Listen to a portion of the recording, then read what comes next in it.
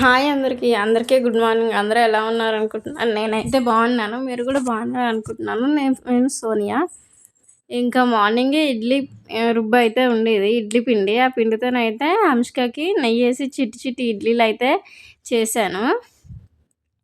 ఇంకా హంసికకి, హిత్కకైతే ఇవైతే తినిపించాలి. ఇంకా హంసికనే నా దగ్గరికొచ్చి ప్లేట్ పట్టుకొని ఇయ్యమంటే నేనైతే ఇడ్లీలయితే వేసేసాను.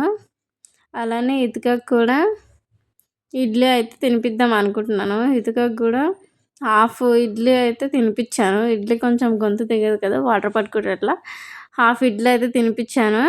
ఇంకా ఈరోజు అయితే 2 పిలకలు అయితే వేసాను హితకకి. హితక చూడండి ఎంత బాగుందో కదా, చాలా ముద్దుగా ఉంది. నేనైతే ఇంకా రెడీ అవ్వలేదు, తినలేదు. వీళ్ళిద్దరికి తినిపించేసి నేనైతే తిందామని అనుకుంటున్నాను.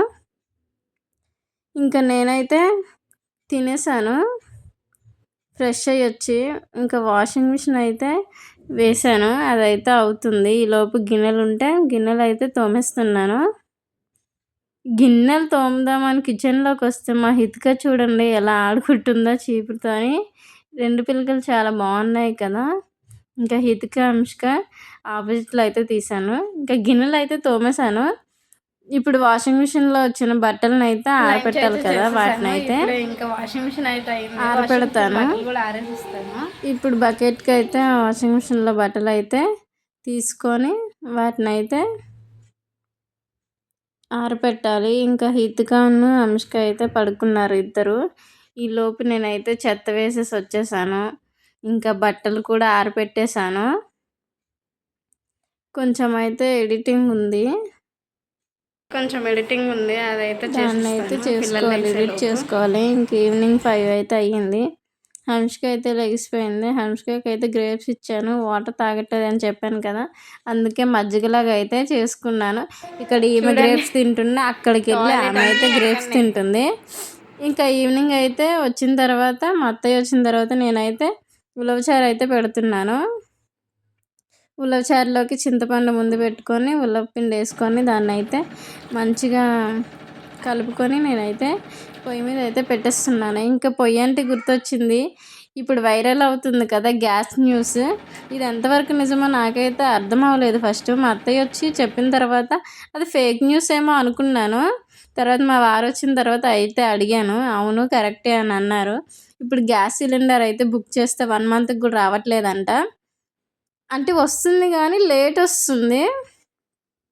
అలానే గ్యాస్ అయితే మొత్తం అయితే బంద్ చేయట్లేదు. మొత్తం బంద్ చేసేస్తే ఇంకా సిటీలో ఉన్న వాళ్ళ పరిస్థితి ఏంటి? పల్లెటూరులో అయితే మంచిగా గ్యాస్ మీద ఉంటే వండుకొని తింటారు. లేకపోతే కట్టెల పొయ్యి మీద అయినా వండేసుకుంటారు. మనం ఎక్కడ కట్టెల పొయ్యి మీద వండేసుకుంటాం? అసలే మనది అపార్ట్మెంట్ లైఫ్ కదా. ఇప్పుడు సిటీల్లో ఉన్న వాళ్ళందరినీ నాకైతే భయం వేసింది. అమ్మో ఎక్కడి నుంచి కట్టెలు తెచ్చుకొని ఎక్కడ వండుకుంటామని. అలా అని న్యూస్ చూస్తే సరఫరా లేట్గా అవుతుంది గ్యాస్, కానీ గ్యాస్ అయితే వస్తుంది, ఏం భయపడొద్దు.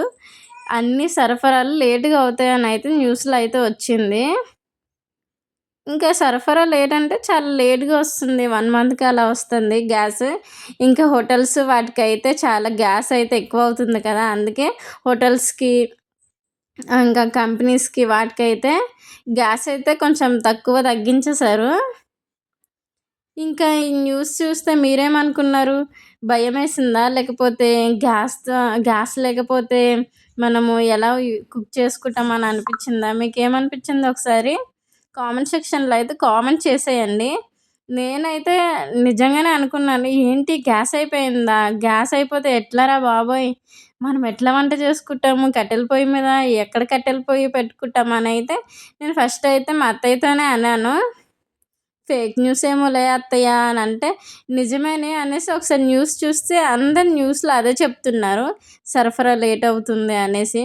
ఎవరికో యుద్ధం జరిగితే మనకేంటి గ్యాస్ ఆపేయడము, మనకు ఆల్రెడీ ఉన్నాయి కదా అని నేను అనుకున్నాను. కానీ వేరే వాళ్ళ దగ్గర నుంచే మనకు సరఫరా అవుతుంది అనేసి అయితే నాకు ఇప్పుడు అర్థమైంది. ఇంకేదైతే ఏంటి, యుద్ధం అయితే స్పీడ్గా ముగిసిపోవాలని, ఏం జరగకూడదని, గ్యాస్ మనకు కూడా స్పీడ్గా సరఫరా అవ్వాలని అయితే కోరుకుంటున్నాను. మరి మీరేమనుకుంటున్నారో కామెంట్ సెక్షన్లో అయితే కామెంట్ చేసేయండి. ఇంకా నైట్ డిన్నర్లోకి అయితే చారు అయితే పెట్టేశాను. ఇంకా అన్నం కూడా పెట్టేసి హాట్ వాటర్ అయితే పెట్టేశాను. గిన్నెలు ఉన్నవే తోమేశాను. ఇంకా నెక్స్ట్ డే మార్నింగ్కి అయితే పూజ సామాన్లు అయితే తోముకుంటున్నాను. నేనైతే చింతపండు ఉంటుంది కదా, చారులో వచ్చిన చింతపండుతోనే మంచిగా తోముకుంటాను. తెల్లగా వస్తుంది, ఎందుకంటే అందులో ఆల్రెడీ పసుపు ఉప్పు అన్నీ కలిసి ఉంటాయి కదా, అందుకే తెల్లగా వచ్చేస్తాయి.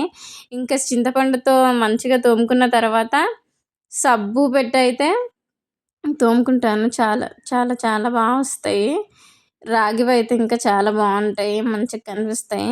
ఇంకా వీటిని అయితే మంచిగా అయితే సబ్బుతో తోముకున్న తర్వాత కడుక్కున్నాను. ప్రమిదలు వాటిని అయితే సబ్బుతోనైతే కడిగేశాను. మంచిగా తోముకున్న తర్వాత చూడండి ఎంత బాగున్నాయి కదా, మంచిగా తెల్లగా వచ్చేసినాయి. ఇంకా తోమేసిన తర్వాత అందరం అయితే తినేసాము. అప్పటికే టైము లేట్ అయిపోయింది. కొంచెం ఈ మధ్య అయితే లేట్గానే తింటున్నాము. ఒకరి తర్వాత ఒకరు పిల్లలు చూసుకొని, ఒకరు తిని తర్వాత ఒకరు పిల్లలు చూసుకుంటే ఇంకొకరు తిని అలా తింటూ ఉండాలి కదా. ఇంకా అలా తినేసిన తర్వాత హంసికకి హిత్కకి అయితే లాస్ట్లో అయితే పడుకునే ముందు అయితే పాలు తాగడం అయితే అలవాటు. ఆ పాలు అయితే ఇచ్చేసాను. ఈరోజు ఏం చేశానంటే ఓవెన్లో చికెన్ అయితే వేడి చేశాను. నాకు ఫస్ట్ అర్థం కాలేదు, కానీ ఓవెన్లో చాలా లేట్గానే అవుతుంది స్టవ్ మీద కంటే. అదైతే నేనైతే సక్సెస్ అయ్యాను. ఓవెన్లో వేడి చేసేదైతే ఇంకా నాకు ఆపరేటింగ్ రాలేదు. గూగుల్లో అయితే చూసుకుంటా చేసేసాను. ఇంకా పాలు కూడా మరిగిపోతే హితిక అంశకకి అయితే ఇచ్చేసాను. ఈ వీడియో మీకు ఎలా అనిపించింది? నచ్చితే లైక్ షేర్ సబ్స్క్రైబ్ అయితే చేసేయండి. ఇక్కడ వరకు చూసినందుకు థ్యాంక్ యూ. నా వీడియోలు మీకు నచ్చితే నా ఛానల్లోకి వెళ్ళి నా వీడియోస్ తీసి ఒకసారి చూడండి. నచ్చితేనే సబ్స్క్రైబ్ అయితే చేసుకోండి. ఇంతేనండి. Bye bye. Thank you for watching.